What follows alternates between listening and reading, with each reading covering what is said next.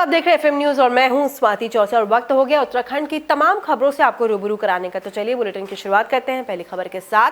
बाजपुर पहुंचे हैं कैबिनेट मंत्री अरविंद पांडे ने आम आदमी पार्टी पर जमकर निशाना साधा है। अरविंद पांडे ने आम आदमी पार्टी पर उत्तराखंड की जनता को लालच देकर गुमराह करने का आरोप लगाया है। उन्होंने कहा है कि आम आदमी पार्टी प्रदेश की जनता को गुमराह करने के लिए चुनावी घोषणाएं कर रही है।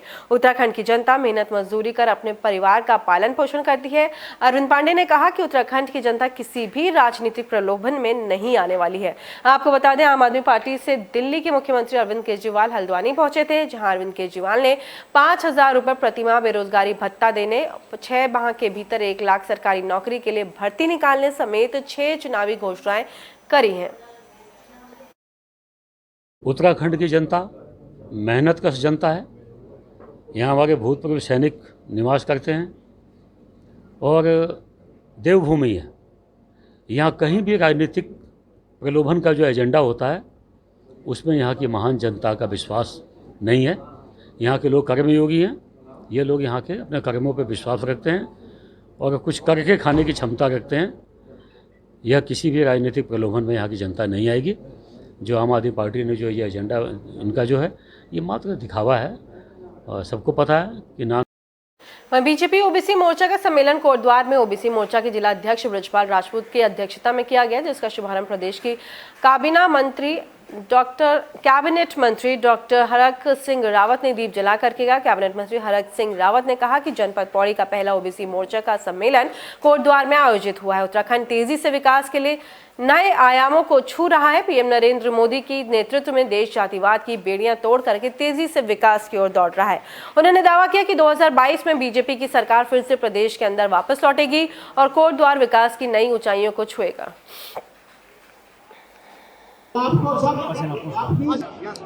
आज हमारे ओबीसी मोर्चे के जिला का सम्मेलन आज यहाँ कोटद्वार में था और ये पहली बार हमने भारतीय जनता पार्टी का जो ओबीसी मोर्चा है उसको बहुत सक्रिय बृजपाल जी के जो हमारे अध्यक्ष हैं उनके नेतृत्व में पौड़ी जनपद में बहुत सक्रिय है।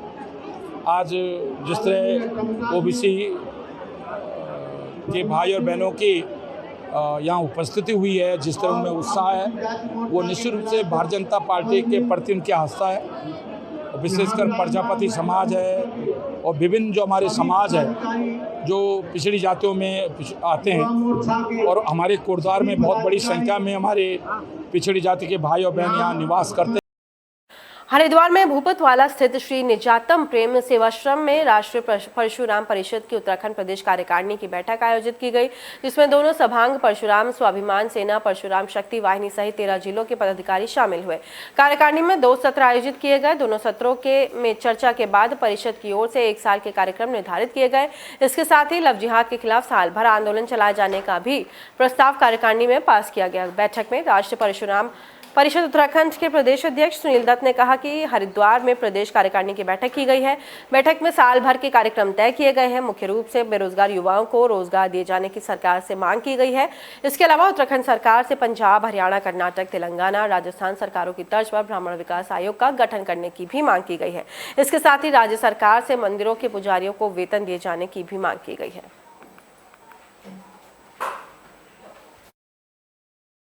ये परशुराम परिषद उत्तराखंड की प्रदेश कार्य समिति की ये औपचारिक बैठक है। अभी 4 और 5 सितंबर को दिल्ली में राष्ट्रीय कार्य परिषद की बैठक हुई, जिसमें परिषद ने राजनीतिक, आर्थिक और सामाजिक प्रस्ताव पारित किया था।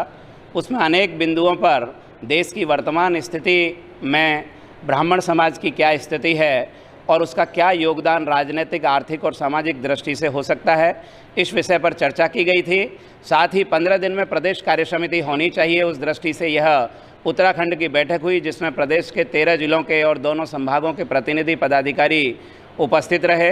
बैठक के अंदर संगठनात्मक विषयों पर चर्चा हुई है। ये कार्य समिति की बैठक हुई है जिला हरिद्वार निजात प्रेम धाम में। इसमें हमारा मुख्य एजेंडा तो अपनी कार्य हमें जो अगले आगामी 1 वर्ष में क्या क्या कार्य हमें परशुराम परिषद, परशुराम स्वाभिमान सेना और परशुराम शक्ति वाहिनी की ओर से करने हैं, उनको तय करना है। इसके अतिरिक्त इस मीटिंग के माध्यम से जो मुख्य मुद्दे आए हैं उसमें एक तो युवाओं को जो बेरोजगारी है उसकी हमारी मुख्य मांग उत्तराखंड प्रदेश सरकार से है कि उनको रोजगार उपलब्ध कराया जाए। साथ ही उत्तराखंड सरकार में पंजाब सरकार, हरियाणा सरकार, कर्नाटक सरकार, तेलंगाना सरकार की तरह उनकी तर्ज पर, राजस्थान सरकार की तर्ज पर उत्तराखंड सरकार में भी एक ब्राह्मण। उत्तराखंड के श्रीनगर गढ़वाल में नारी सशक्त देश सशक्त की थीम पर महिला पुलिसकर्मियों में आत्मविश्वास और सुरक्षा की भावना जागृत करने के लिए आयोजित एक सप्ताह का आत्मरक्षा प्रशिक्षण आयोजित किया गया। इस मौके पर एसएसपी पौड़ी ने महिला पुलिसकर्मियों को प्रोत्साहित करते हुए कहा कि प्रशिक्षित महिला पुलिसकर्मी जनपद के विभिन्न स्कूलों, कॉलेजों एवं कार्यालयों में कार्य करने वाली युवतियों को आत्मरक्षा का प्रशिक्षण देंगे। उन्होंने कहा कि अन्य महिला पुलिसकर्मियों के लिए ये प्रशिक्षण अभी जारी रहेगा। आत्मरक्षा हेतु महिला पुलिसकर्मियों को सशक्त करने के लिए जनपद पौड़ी जूडो एसोसिएशन की प्रशिक्षित ट्रेनर सागरपुरी के माध्यम से पहले चरण में 20 महिला पुलिस कर्मियों को प्रशिक्षण देंगे। प्रशिक्षण में प्रशिक्षक की ओर से एक्सरसाइज के माध्यम से शरीर की रोग प्रतिरोधक क्षमता बढ़ाने और महिला पर किसी चीज से आक्रमण होने पर बचाव संबंधी सभी ट्रिक्स बताए गए।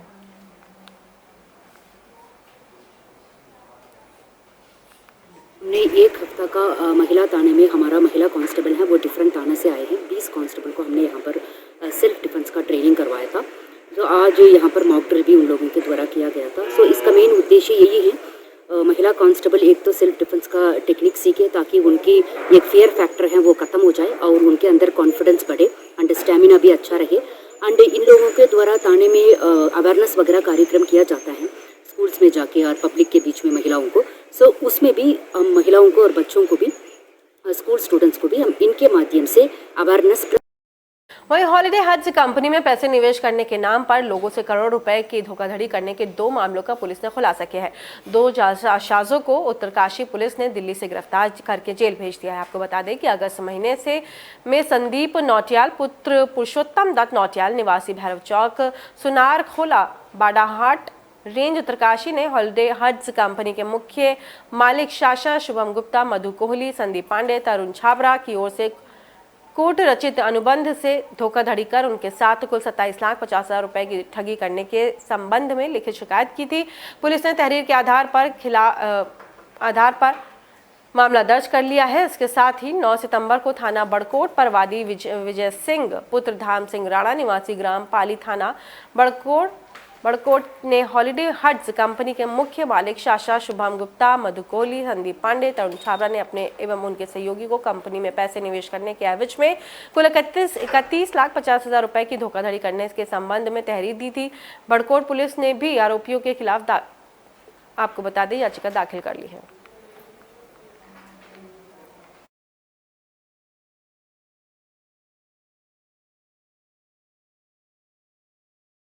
वहीं सतपुली थानाध्यक्ष संतोष पेंथवाल का ट्रांसफर होने पर पुलिसकर्मी, व्यापारियों, महिलाओं और स्थानीय लोगों की ओर से विदाई समारोह का आयोजन किया गया। विदाई समारोह के मौके पर सतपुली थानाध्यक्ष को सतपुली में किए गए सराहनीय कार्यों के लिए फूल मालाओं को पहना करके और उपहार देकर के सम्मानित किया गया। स्थानीय लोगों ने कहा कि थानाध्यक्ष ने सतपुली में रह करके जहां एक और प्रशासनिक कार्यों को बखूबी निभाया है, इसके साथ ही सामाजिक कार्यों में भी बढ़ चढ़ करके हिस्सा लिया है।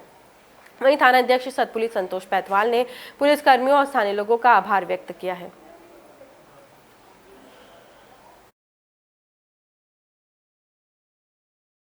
और इस बुलेटिन में फिलहाल इतना ही। देश और दुनिया की तमाम खबरों के लिए आपको बने रहना है FM न्यूज़ के साथ।